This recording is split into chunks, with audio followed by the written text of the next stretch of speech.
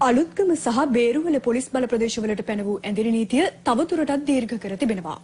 ඇඳිරි නීතිය කඩ කළ පුද්ගලයන් 25 දෙනෙකු අත්අඩංගුවටගෙන රක්ෂිත බන්ධනාගාරගත කළ බව පොලිස් මාධ්‍ය ප්‍රකාශක ජ්‍යෙෂ්ඨ පොලිස් අධිකාරී අජිත් රෝහණ මහතා ප්‍රකාශ කළා.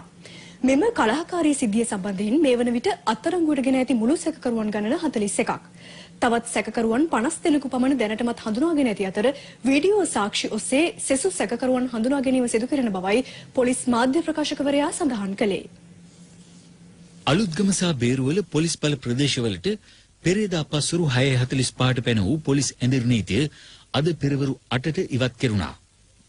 පෙරවරු 8 සිට දහවල් 12 දක්වා පැය 4ක කාලයක් ඇඳිරි නීතිය ඉවත් කර තිබුණේ ජනතාවට ආහාර පාන සහ අනෙකුත් මූලික අවශ්‍යතාවන් සපුරා ගැනීම සඳහායි.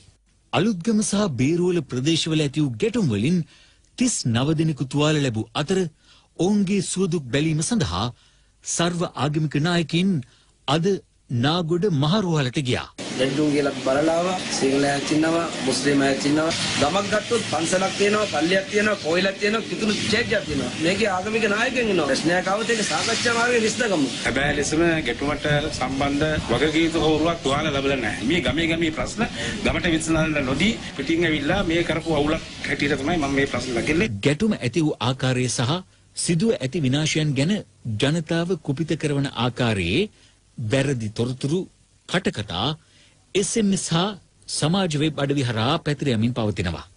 එබැවින් පොලිස්පතිවරයා මේ ගැටුම ඇති වූ ආකාරය ගැන විශේෂ පැහැදිලි කිරීමක් කළා. පහුගිය 12 වෙනිදා පොසොන් පොහොය දිනේ කුරුඳුවත්ත විහාරස්ථානයේ වැඩවසන සමිත ස්වාමින් වහන්සේ ධර්මදේශනාවක් සඳහා වෑන් රථයකින් ගමන් කරමින් සිටින අවස්ථාවේදී මුස්ලිම් තරුණයන් දෙදෙනෙකු වෑන් රථයේ රියදුරු සමග බහින් බස්වීමක් ඇති වෙලා ඒ අවස්ථාවේදී රියදුරුට පහර දීමක් සිදු වෙලා තියෙනවා. ලැබී තිබෙන සාක්ෂි අනුව එම අවස්ථාවේදී ස්වාමින් වහන්සේට පහර දීමක් සිදු වෙලා තියෙනවා. මේ සිදුවීම පොලිස් ස්ථානයට වාර්තා වූ විගස පහර දීමට සම්බන්ධ පුද්ගලයන් දෙදෙනා අත්අඩංගුවටගෙන අධිකරණයට ඉදිරිපත් කොට මේ වන විට රක්ෂණ බන්ධනාගාර ගත කර තිබෙනවා. මේ පහර දීම නිසා තුවාල ලැබූ සමිත ස්වාමීන් වහන්සේ රෝහල්ගතව ප්‍රතිකාර ලැබුවා. ඉන්පසු 15 වෙනිදා සමිත ස්වාමීන් වහන්සේ රෝහලෙන් ප්‍රතිකාර අවසන් වී පිටව එන අවස්ථාවේදී උන්වහන්සේ පිළිගැනීම සඳහා අලුත්ගම නගරය තුල උත්සවයක් සංවිධානය කළ තිබුණා. මේ උත්සවය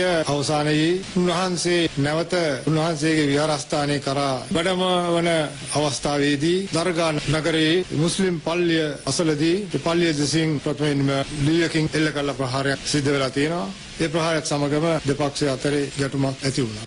අලුත්ගම සහ බේරුවල ප්‍රදේශවලට අමතරව මතුගම සහ වැලිපැන්න ප්‍රදේශවලින්ද සිද්ධීන් කිහිපයක් වාර්තා වී තිබෙනවා.